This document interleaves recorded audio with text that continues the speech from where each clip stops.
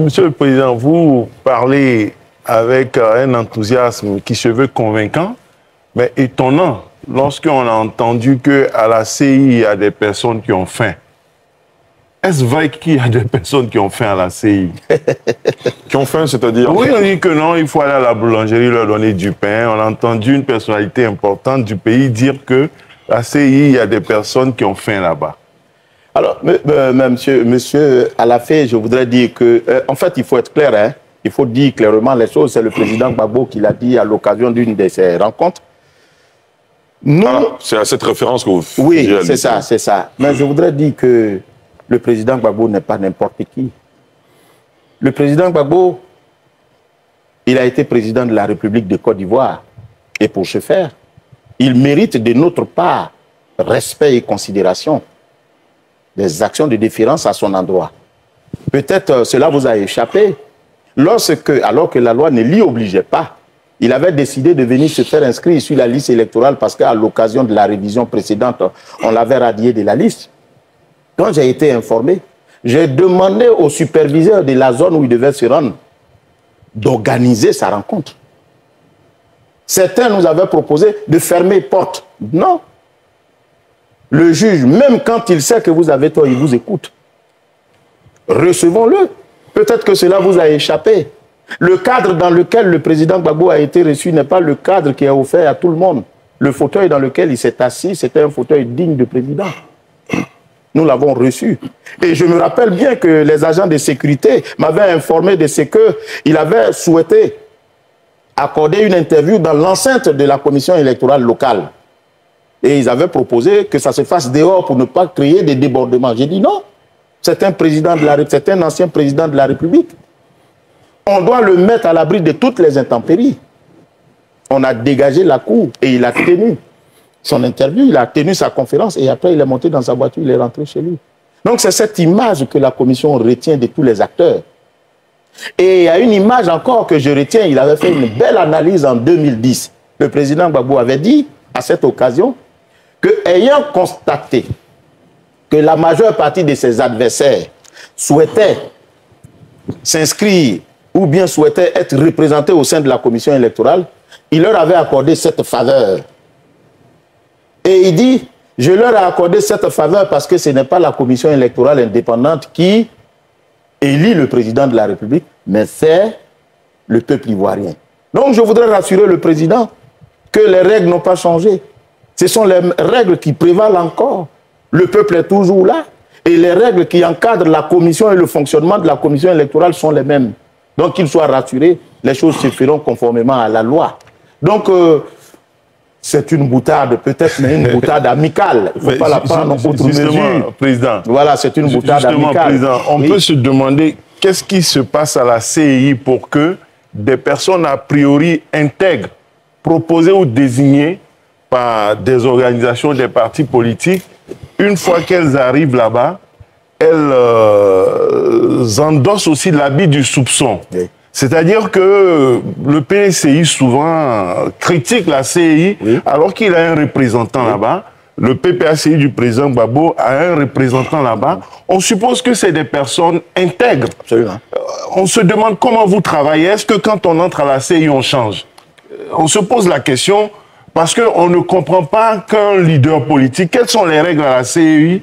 On ne comprend pas qu'un leader politique qui a justement des représentants dans la CI pense que c'est une CI aux ordres manipulés et que son représentant ne sert à rien en y étant. Est-ce que c'est vous seuls qui décidez? Les autres, là, quand ils viennent, ils dorment, ils se couchent en vous laissant tout faire? En fait, à travers votre question, je décèle là la crédibilité de la commission électorale. C'est une question qu'on allait aborder un peu plus tard, mais Alafé Ouakili a lancé le jeu, on y va? Je voudrais dire que la critique est aisée, mais l'art est difficile, nous a-t-on dit. Certainement que quand on est en dehors de la commission électorale indépendante, on dit beaucoup de choses d'elle. Mais quand on y rentre, on se rend compte que la commission électorale est régie par des normes. Et on se rend compte qu'elle ne peut pas plus qu'il ne faut, conformément à la loi. On donne beaucoup de pouvoir à la commission qu'elle n'a en réalité. La commission ne peut pas faire échouer quelqu'un, M. Diarra Souba. Je le dis aujourd'hui à la face de la nation. Le président Les présidents, tous ceux qui ont gouverné le savent bien. Une élection, ce n'est pas à la commission électorale indépendante. Je vais vous expliquer pourquoi. Parce qu'on accuse la commission de manipuler les résultats. Mais comment? Quand le vote a lieu dans un bureau de vote, le citoyen, il vient. Quand il rentre dans un bureau de vote, M. Ali Diarra-Souba, permettez que vous soyez pour l'occasion l'électeur. Il rentre, vous êtes les représentants des candidats. Et vous regardez sur la liste électorale, la liste d'émargement, si M. Diarra-Souba est électeur. Et ensuite, M. Diarra-Souba va voter. Et on matérialise cela par l'encre indélébile. Et il s'en va, il émarge et il s'en va. Et au moment venu, bien entendu, du dépouillement, on procède à la computation des voix recueillies par chaque candidat. Et quand on le fait, on va dresser procès verbal de tout ce que chacun des candidats a eu, en faisant passer, au fur et à mesure, devant tous les représentants des candidats, le suffrage obtenu par chacun. Et ensuite, on dresse procès verbal qu'on remet à chacun de vous. C'est-à-dire qu'un candidat sérieux qui a envoyé des représentants dans tous les bureaux de vote, à la fin du vote, quand il fait la computation, il peut savoir son statut. Il peut savoir s'il fait partie des vainqueurs ou des vaincus. Alors, si on va pour la computation au siège de la commission locale et que me vient l'envie d'erroner les dispositions qui sont sur le procès verbal, ça sera sur mon procès verbal et non sur le vôtre. Puisque chacun de vous a le procès verbal qui rend compte de ce qui s'est passé dans un bureau de vote. Parce que le procès verbal, c'est le journal de l'élection dans un bureau de vote. Automatiquement, on va déceler.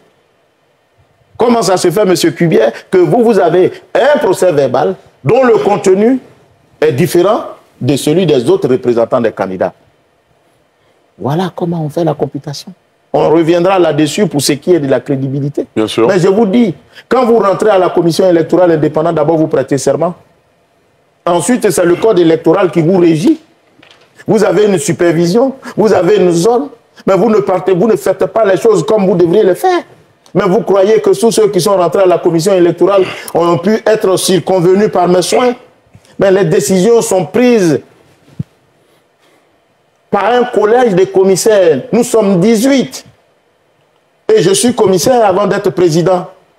Pourquoi voulez-vous que ce soit moi qui prenne seul les décisions? Ça ne se fera pas. Mais c'est parce que généralement on dit des choses qui ne sont pas vraies. Et quand on arrive à la commission, on les découvre et on se rend compte que la commission électorale est encadrée par des dispositions légales. Et ce faisant, on baisse pavillon. Et c'est ce qui laisse croire qu'ils sont circonvenus par nos soins. Très bien. Monsieur le Président, Ndri, je reviendrai à vous, Geoffroy, à vous également. Vous ouvrez une porte, enfin, Alafé Ouakili a ouvert cette porte concernant la crédibilité et tous les griefs que les partis politiques évoquent concernant la commission électorale. Je vous propose, avec le concours de la réalisation, d'écouter justement une compile de toutes ces voix de l'opposition ivoirienne qui s'élèvent pour dénoncer une commission électorale indépendante aux ordres. Cet élément est de Thiemé Danger. La CEI qui est là, mais ça, c'est un organe de crise. Ah, vous êtes étonné? C'est un organe de crise qui est là. Et moi, je vais vous expliquer. D'abord, organe de crise à deux niveaux. La CEI, dans sa forme actuelle, a été conçue à Maroussi, dans la crise, pour contenter les différents acteurs en son temps. Parce que c'est à quoi adapter. Deuxièmement, vous avez au sein de la commission électorale indépendante tous ceux qui compétissent. Mon cher, la compétition ne va jamais prendre fin. Au niveau de la CEI, nous disons que nous voulons une CEI vraiment autonome. Et ce n'est pas le cas. Nous voulons une CEI dans laquelle l'État n'est pas représenté. Une CEI dans laquelle les partis politiques, quand ils sont présents en tant que juste observateurs et non pas acteurs directs. Nous n'avons pas encore obtenu cette CEI-là. En ce qui concerne les listes électorales, nous disons que les listes électorales, elles doivent être mises à la disposition de tout le monde dès maintenant pour que nous puissions en faire une véritable relecture, revisitation pour voir un petit peu si tous ceux qui méritent d'être sur cette liste sont sur la liste. Donc, renouveler les CEL, les structures locales, qui devaient être l'émanation des structures centrales, sans nous. Alors, interroger le président de la CEI dit ceci, ah oui, ne vous inquiétez pas, les CEL qui ont été créés, ce n'est pas pour organiser les élections 2023 et 2025, c'est pour tout simplement réviser la liste électorale. Pourquoi, au moins, ils veulent réviser les listes électorales, nous, on ne peut pas être là-bas. Nous ne sommes pas d'accord parce que là où on révise la liste électorale, qui est un processus électoral important, ben, il faut que tous les acteurs majeurs y soient. Pourquoi vous allez réviser ça et nous ne sommes pas? Monsieur le président de la CEI, vous venez de reconnaître ces personnalités de l'opposition ivoirienne qui ont beaucoup de griefs contre la CEI. Avant de vous laisser réagir, Jérôme. Je voulais répondre un peu à la question d'Alafé. Monsieur le Président, vous dites que la CEI ne fait pas perdre un candidat. Ça peut sembler vrai, hein. Mais dans les faits, on constate que la CEI pèse très souvent pour des candidats. Je prends un cas bien précis. C'est ça. Il est dit que après la compilation des résultats par bureau de vote, cela devait être affiché. Ça n'a jamais été fait. Plusieurs fois, des voix sont élevées pour interpeller la CEI. La CEI n'a jamais réparé ce fait-là. Pourquoi les résultats ne sont pas affichés bureau de vote par bureau de vote? Ça, c'est une question cruciale qui est là, qui n'a jamais été réglée. Geoffroy? Non, mais en fait, moi, je voulais... On va finir avec ça d'abord. Voilà. Je voulais qu'on puisse enregistrer cette préoccupation et puis vous allez avoir un temps de parole conséquent pour répondre. Ou bien Geoffroy, vous souhaitez que l'on revienne tout à l'heure? Oui, c'est le président et puis après je vais revenir sur... Vous êtes gentil. Alors, j'ai effectivement reconnu, mais je suis un peu embêté. Pourquoi? Parce que ce sont des personnalités qui devraient savoir de quoi il s'agissait. Parlant du basculement, lorsque nous avons fait la première révision, nous avons constaté qu'il y avait un certain nombre d'Ivoiriens à capter. Je crois, en ce moment, c'est 2019, il fallait, je crois, 2 millions, 3 millions de personnes à capter, à inscrire sur la liste électorale. Et on s'en est sorti avec 900 000 par là. Nous, on s'est posé la question de savoir, mais pourquoi les Ivoiriens ne viennent pas? Comme M. Kouao l'a dit tout à l'heure, on réfléchissait à haute voix, on s'est dit, mais lorsqu'on a la preuve que le citoyen, il est ivoirien et qu'il a 18 ans, au lieu de faire de l'élection une obligation, pourquoi on ne l'inscrirait pas sur la liste électorale de façon obligatoire? C'est l'inscription obligatoire qui est le basculement. C'est-à-dire que dès que vous avez 18 ans et que l'ONESI nous dit que vous êtes ivoirien par la délivrance des documents administratifs l'attestant, nous, on vous met directement sur la liste électorale, comme ça se fait partout. Hein. Et il vous appartient maintenant de voter ou de ne pas voter. Ça allait faciliter l'inscription des citoyens sur la liste électorale, puisqu'on se plaint de ce qu'il n'y a pas beaucoup d'Ivoiriens sur la liste. Voilà le sens du basculement. Vous savez, ce qui est difficile dans cette affaire, c'est qu'on suspecte même les bonnes initiatives. Les initiatives que nous faisons dans l'intérêt des partis politiques. Qui peut me dire aujourd'hui que parce qu'on a mis telle personne sur la liste électorale, elle va forcément voter pour moi? Mais nous fabriquons des briques. Mais nous ne fabriquons pas les maisons. Nous ne construisons pas les maisons. Nous avons pour vocation d'inscrire les citoyens comme les partis politiques sur la liste électorale. C'est ce que nous faisons comme mission. Maintenant, quitte aux citoyens, en fonction de la séduction par le projet de société offert par le candidat, de voter ou non tel ou tel candidat. Voilà notre rôle. Ils disent qu'ils ne veulent pas. Ils ne veulent pas. Et quand on a expliqué, ils ont fini par comprendre l'intérêt du basculement. Pour nous, c'était pour éviter que les citoyens viennent chaque jour, on dit il faut tel papier, il faut aller ici, il faut se déplacer, etc. On s'est dit, bon, dès qu'on a la preuve que c'est un Ivoirien et qu'il a 18 ans, on le met sur la liste électorale, quitte à lui maintenant de se déplacer, d'aller voter ou de ne pas voter. C'était ça, c'était pour gagner du temps et c'était pour créer ce dynamisme-là au niveau de la viabilité de la liste électorale. Ensuite, on dit pour que la CEI n'est pas autonome. Mais pourquoi la CEI n'est pas autonome? Il vous souvient, vous tous, autour de cette table, que l'élection était organisée par le ministère de l'Intérieur avant 2000. C'est cela. Ce sont les mêmes partis politiques qui ont trouvé que L'État, étant parti au contentieux électoral, ne pouvait pas être celui qui allait organiser les élections. Donc juge et parti. Juge et parti. Ils ont donc sorti de l'escarcelle du ministère de l'Intérieur l'organisation de l'élection pour la confier à qui? Pour la confier à un organe. Je n'ai pas envie de citer, mais ce sont des faits qui sont récents pour nous. Certaines personnes qui ont parlé à votre écran tout à l'heure, en son temps, avaient dit que la commission électorale devait être animée que par les représentants des partis politiques. Quand on leur a même proposé la société civile, ils ont dit qu'ils ne voulaient pas de la société civile, motif pris de ce que celle-ci serait des politiques encagoulés. L'expression est deux. Et après, on a donc laissé les partis politiques, les représentants des partis politiques animer la commission électorale indépendante. Et après, on nous dit non, ils ne peuvent pas animer parce qu'ils ne sont pas, ils sont partie prenante au contentieux. Donc il faut faire entrer la société civile. C'est ce qu'on a fait aujourd'hui. Il y a un représentant du président de la République. Il y a un représentant du ministère de l'Intérieur. Il y a 6 représentants de la société civile. Il y a 4 représentants du parti au pouvoir. Et il y a 5 représentants de l'opposition et un représentant du Conseil supérieur de la magistrature. Voilà les personnes qui animent la commission. Alors, donc, quand on dit que, comment on appelle ça, la crédibilité de la commission viendrait de ce que il ne faut pas que l'État soit présent, ni les partis politiques qui devaient être des observateurs. Mais qu'est-ce qu'on veut finalement? Le ministère de l'Intérieur organisait, ce sont des fonctionnaires, ce sont des Ivoiriens. On dit non, on ne veut pas. Et après, on vient, on dit non, c'est la société civile qui va organiser. Depuis 2000 jusqu'en 2024, ça fait 24 ans, ce sont les mêmes griefs. Leur position change en fonction de leur position actuelle. Quand ils ont des opinions, ils ont telle position. Quand ils ont telle autre position, ils ont d'autres opinions. Mais la loi ne devait pas être régie de cette façon.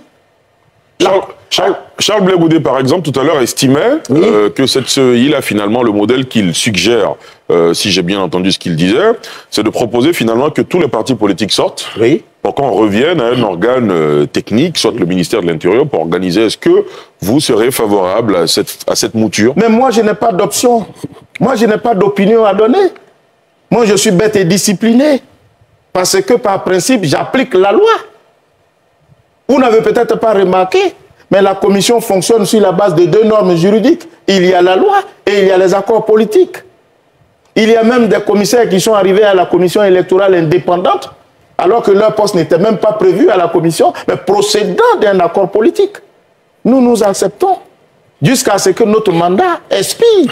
Donc nous n'avons pas pouvoir d'apprécier, mais je voudrais dire qu'on a beau jeu, M. Darasouba, M. Kwao, on a beau jeu de dire que la commission électorale doit être régie par des règles, mais je vais vous dire, ce ne sont pas les règles qui font un système, ce sont les hommes qui font un système. Il faut se faire confiance. Aujourd'hui, tout le monde prend l'exemple du Sénégal.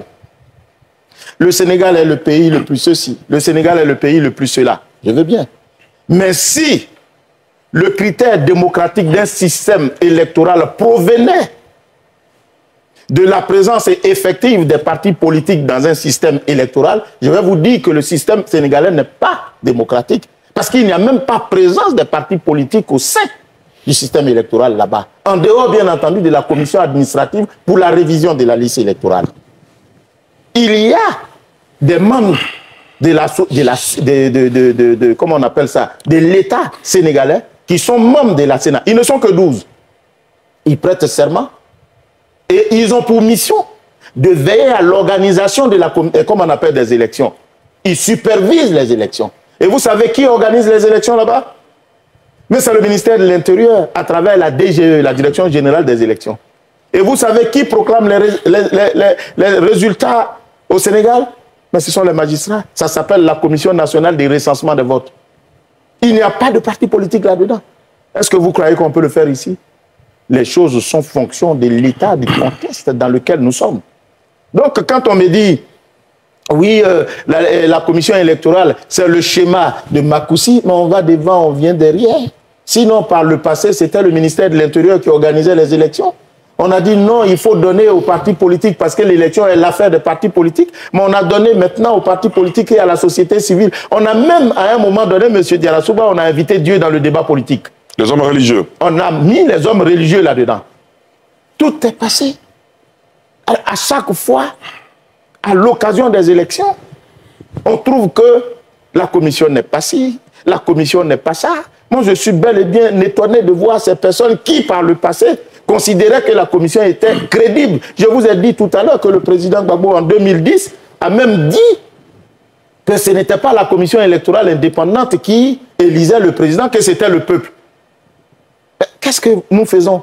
Mais nous faisons tout pour conférer à la commission électorale toute sa crédibilité dans l'exécution de sa tâche. Voilà pourquoi un membre de la commission électorale prête serment, il bénéficie du principe de l'inamovibilité, c'est-à-dire qu'on ne peut pas surseoir à son mandat jusqu'à l'expiration de celui-ci.